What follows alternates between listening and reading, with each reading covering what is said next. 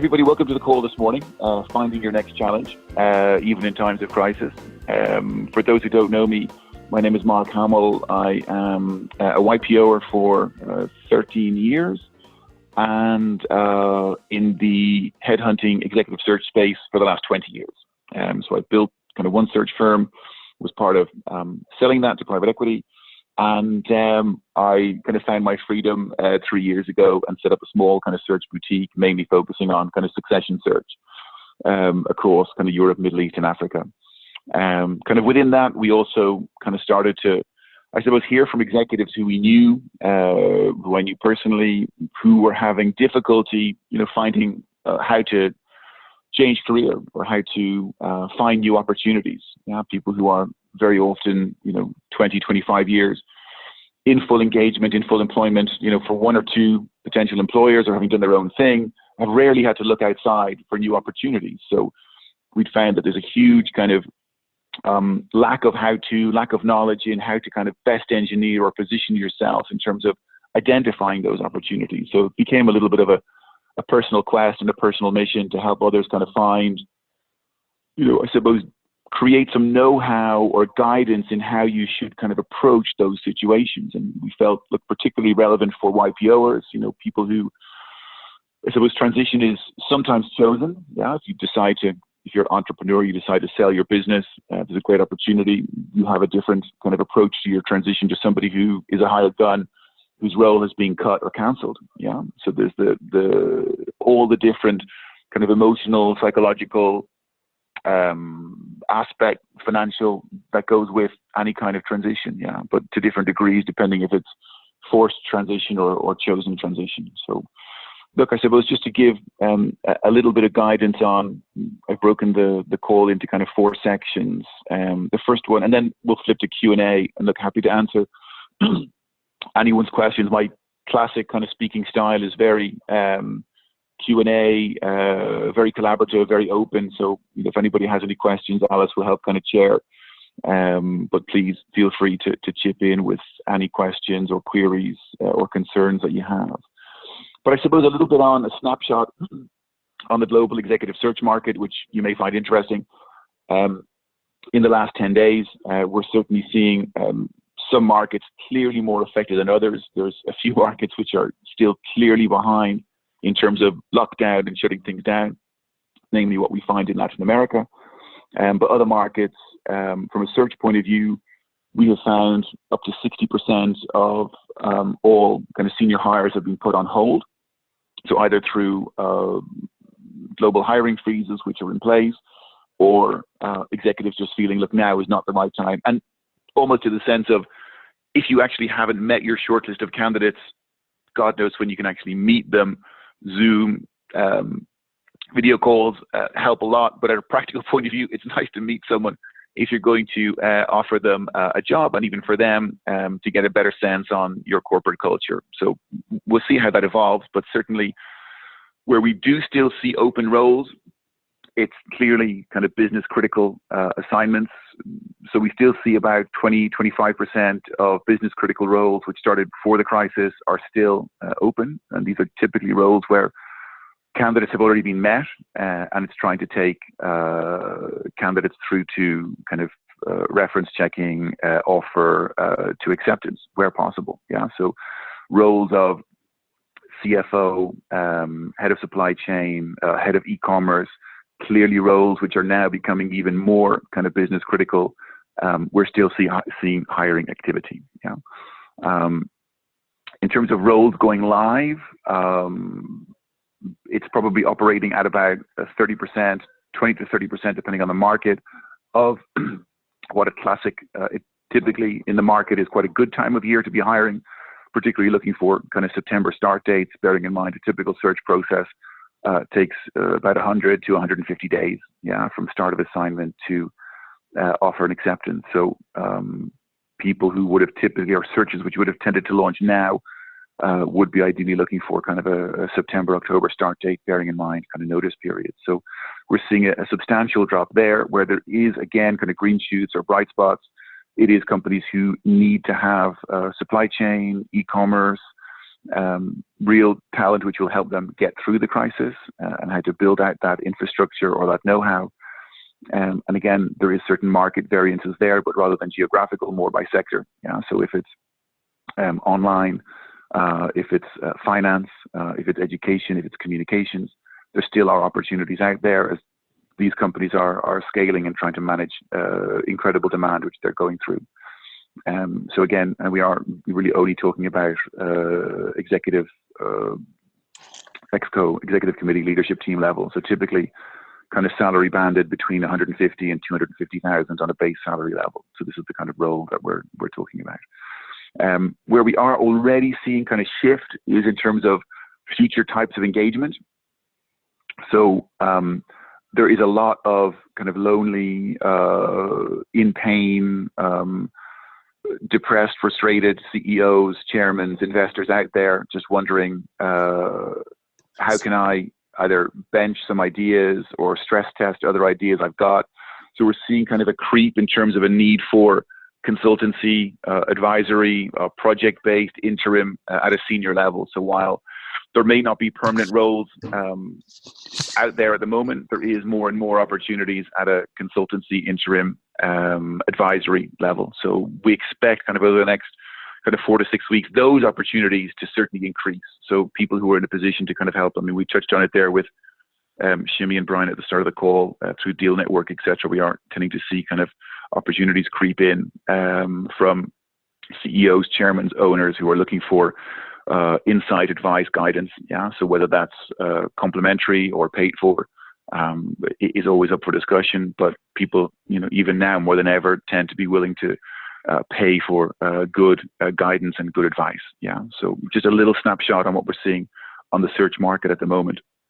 So just on to kind of point number one, the hypothesis. I mean, executive search is, like I said, I've been in it for 20 years. I love it.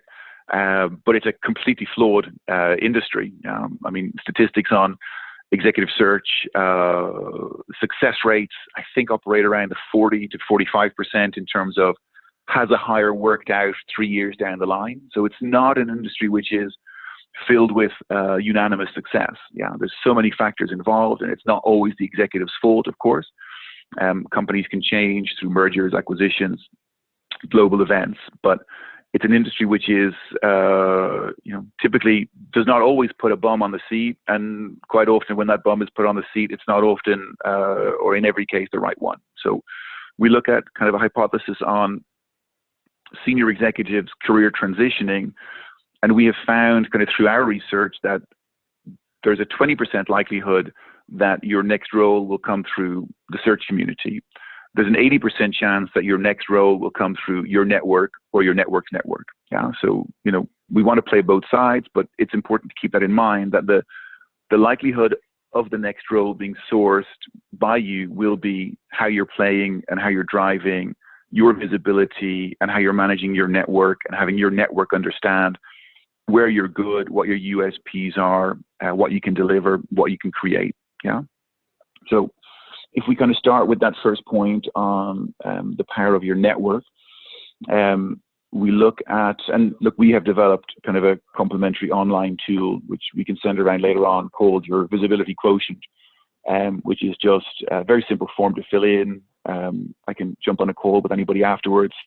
They've done it, and we can talk through the gaps in your current network. So whether that's your connectivity with your other CEOs, YPOers tend to have very high connectivity with CEOs, clearly through YPO or other networking activity, with the CHRO community, with headhunters, and your kind of personal brand visibility.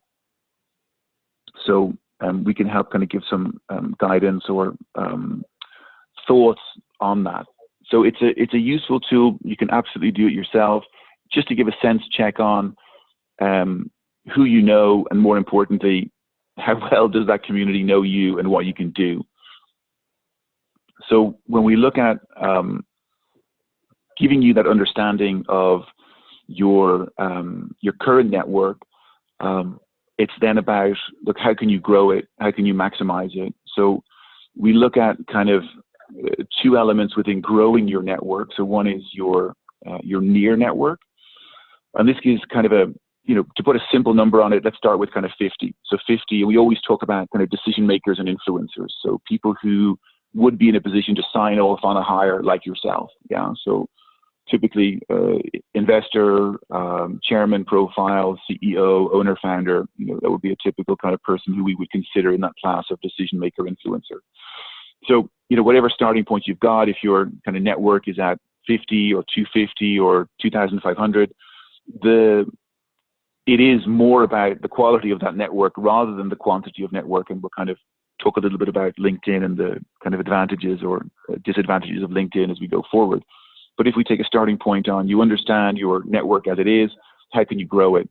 So we have found the clearest guidance is in the very beginning to look at, can you add 50 more? Yeah, 50 more kind of decision makers, influencers to your kind of sphere of network. So typically I would always recommend, dig into your old business cards, wreck your brain or your memory cells in terms of previous bosses, board members, senior clients, people you've seen at speaking events, and really just reach out and reconnect. Yeah, LinkedIn is a great tool for this, by the way.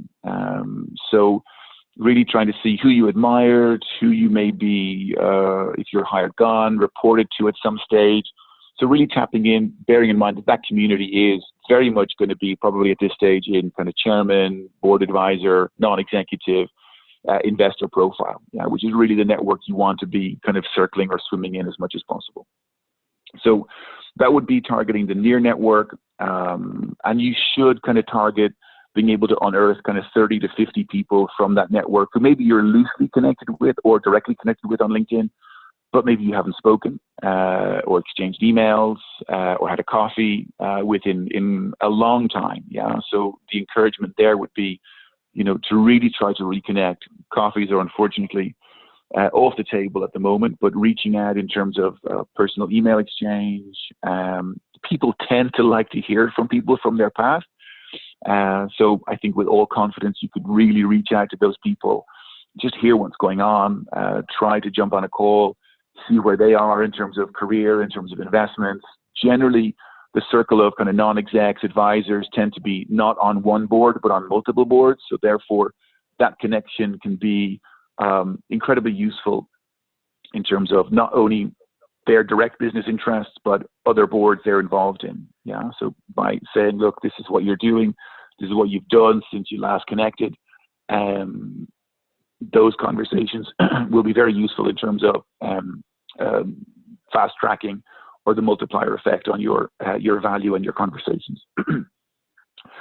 Then there's a piece we would look at, which is kind of mapping out, and this is again about kind of growing your network, mapping out your areas of interest. Yeah. So if you're passionate about ed tech or digital or fintech or whatever the particular area of expertise is, and that's where you have a lot of experience, or you have minimal experience but would like to gain more experience, and maybe there's added value in terms of your business experience or geographical knowledge, we do recommend kind of putting together a list of companies who you admire or who you'd be interested in trying to connect with. Yeah.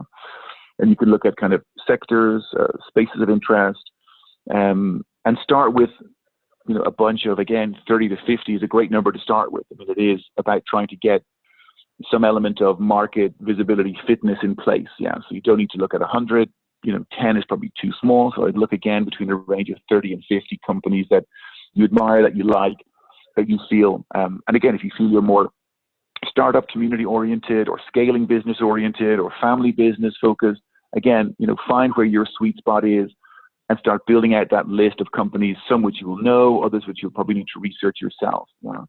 And then it's again a simple thing of, identifying who the CEO, board, if there's any warm connections in those places. Otherwise, it's again, getting back to, being comfortable with rejection, of course, because, some people will not be interested in talking, but for others, it is about trying to get that cold connection into a warm connection. Yeah. And it's trying to, I suppose, at clearly senior executive level, pitch it as it's a peer-to-peer communication. Yeah. What you could do, how you could help. You'd love to have a conversation. You have certain areas of expertise. You'd love to get in touch. So again, there is kind of being comfortable formulating that reach out pitch, which for some people clearly can be quite they could be quite uncomfortable at doing. Yeah, but again, there is an element of you've got to be visible, you've got to get what you can do out there, particularly at these times of crisis. And we're talking more again and again relevant. We talked about the LinkedIn piece, or when we will talk about the LinkedIn piece. There's now going to be so much information out there, so much chatter, so much light bits of news or incorrect information being shared. How you can kind of rise above that by focusing really on, again, we focus on an authentic piece of communication, but clearly adding, where you think you could help or add value to other companies as they kind of grow or scale or turn around or whatever the particular challenge they're facing is. The next bit that we focus on is the personal branding piece. So really with kind of 2 or 3 key elements. So again, LinkedIn is a wonderful tool. There's other tools out there, and in the follow-up piece we can share. Gated, there's not actively looking. There's quite a lot of online tools out there that you can register yourself in. Some are free, some are paid for. Particularly the advisory board work. There is some advisory board communities out there, non-executive communities. Again, some are free. Some have a small admin charge that you would need to kind of pay. But again, identify which ones are more closely associated with you, either by geography or by skill set or by sector, and ones which you find kind of reputable. Again, I think it can be worthwhile to join and check out. And again, we have kind of a list that we're very happy to share. On LinkedIn, a platform which we're finding, I suppose, a little bit crowded, where there's just a tremendous amount of very average information being shared. We would kind of recommend for kind of a senior executive who is going through transition or not going through transition. I mean, again, it is all about increasing your kind of personal brand and your visibility.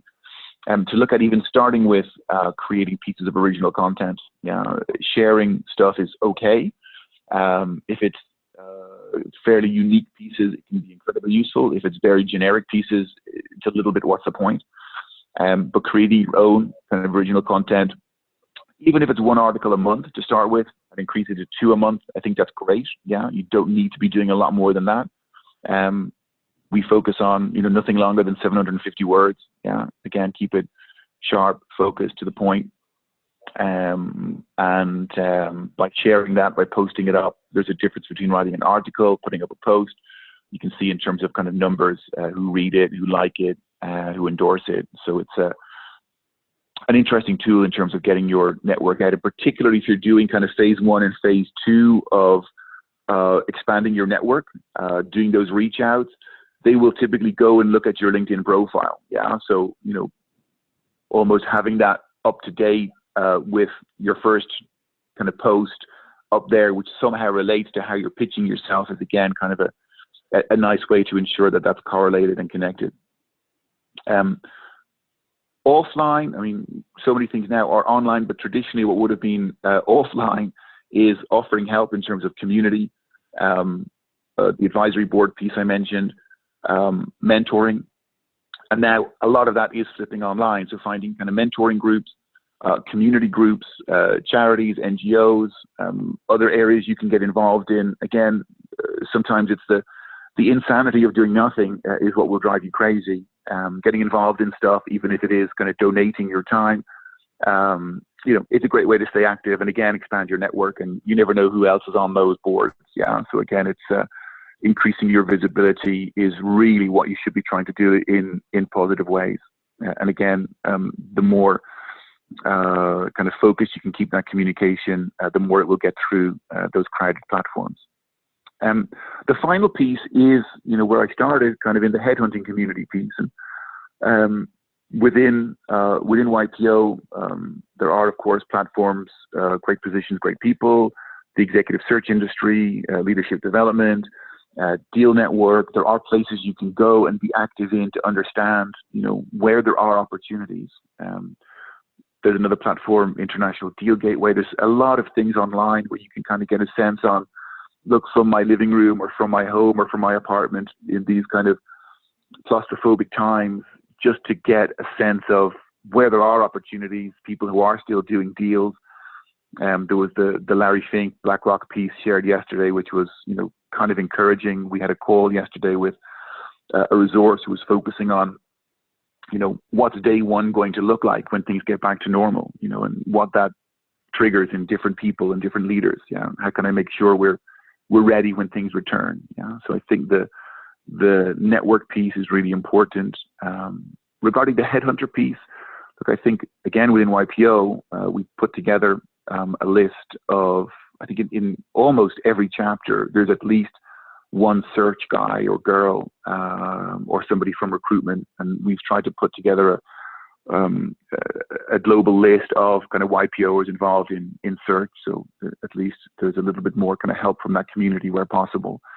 And while there is shrinkage, as I said in the beginning, on a number of roles, there still is clear opportunities out there. So you just got to kind of tap into them. So I think with headhunters, identify ones in your, again, geography, market, sector. Headhunters will be from global big five search firms, so Egon Zehnder, Korn Ferry, Spencer Stewart, Russell Reynolds, Heidrick, to franchisees, firms like Boyden, IIC, some firms which have amazing connectivity, other firms where one office in one state does not talk to another office in another state. So I think getting some kind of understanding, and again, look, I'm happy to kind of chat to anybody on a one-to-one regarding, look, which search firms, and again, it's like every search firm has good people or they would not be where they are and surviving or have survived. I mean, it's an industry where, without trust, reputations and businesses fall apart quite quickly. But identifying kind of a good consultant rather than a good firm, I would have found as being a better guidance.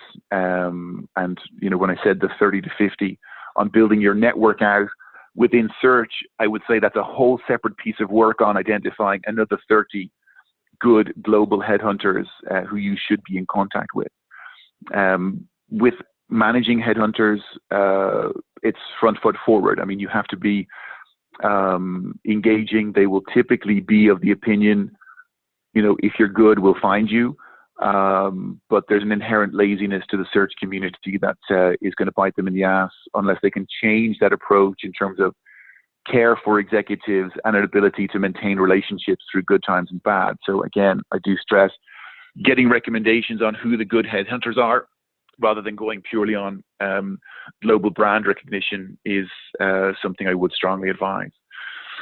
And that's kind of it. They're the main kind of 4 to 5 points that I would have kind of recommended to anybody, particularly at these times. So I think just to do a quick kind of recap, it is, being aware that we are seeing a shift in terms of roles or those types of roles, particularly at a senior level, so that increase in advisory, non-exec, project, interim type roles. Your network will, to an 80% likelihood, find you or present you with the next opportunity or opportunities. Yeah. So how you can really enhance the power of your network or put a multiplier effect into that to really multiply up your network. But again, quality, not quantity, decision makers, influencers. Tools that you can use would be, stepping back into kind of your past, looking at people who've, known you, maybe seen you in action, even if it's 10, 15 years ago. So they could even be the best people to try to reach out and reconnect with. So a huge focus on kind of reach out and reconnect. We mentioned kind of numbers in terms of 30 to 50. There's a mapping piece you can do in terms of companies you would like to be in touch with, CEOs you would like to connect with, where you feel you could really enable or help. Yeah. So I think that's a really critical piece, how you could map out based on research, companies of interest, contacts of interest, and that's another body of work that you could do there.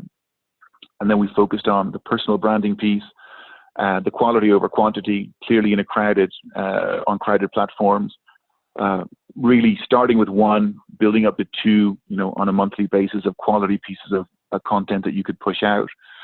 The offer to help, the advisory board sites, non-exec board sites that you could look at, mentoring online, community building online. There's a lot of things out there that you could tap into as well. And then the headhunter network, again, kind of pick out recommended headhunters in your space and be persistent. Yeah, make sure you are on their radar. Schedule in kind of a follow-up call after your first call. don't let them get lazy on your behalf. Yeah. So that's, I suppose, my kind of thoughts where we are in times of crisis and what I think people should be doing to really increase their chances of, when roles go live, that they're in the right position, they're known, they're visible, there's a chance to get the call. Yeah. And like I said, being proactive, you can help shape your own call. Sorry, the only other piece I would speak about is visible job market versus invisible job market. Visible job market clearly are kind of roles which are out, common knowledge in the marketplace, either advertised in the FT or sectorial magazines, or online. There is a certain portion of confidential roles which clearly go through headhunters, but headhunters again manage open roles, so open community roles where names of client, etc., can be discussed. There's a clear need, either through growth or replacement, to hire people into roles. The invisible job market is more where I recommend people should start playing, because I think that's where opportunities will be found more, and that is through connecting with kind of a CEO, investor, or owner, explaining what you do. They may be in a position of questioning whether their current CEO, their current COO is best fit to lead their business through, the next 2 or 3 quarters and beyond. But they may be fearful of actually making an appointment or launching a search or making a change. But having had a conversation with somebody who can offer something different with greater expertise, it plants that seed. Yeah, it plants that seed that, look, maybe there is somebody out there, maybe this guy or this girl is somebody who can offer something new. At some point, there is going to be a decision on, are we better to stick or are we better to twist? And again, everybody is going to be looking to upgrade their teams, over the next couple of months. So I think the opportunity to help you be ahead of the game by being more proactive, by being more out there, by being more visible, by planting those seeds of what you can do, that will put you in a wonderful position in terms of, being approached before these roles go to search headhunters, before they go out to the market, in terms of coming in or getting on a call with some of our board members and, talking through what you would do in that position. Yeah. So I think focusing on, decision makers, CEOs, chairmen, investors, they are willing to make decisions, of course, factors to timing, etc., respecting those, being able to present yourself and market yourself to those people will really increase the chances of you being considered for leading those changes or coming on board as CEOs, and really help driving those change.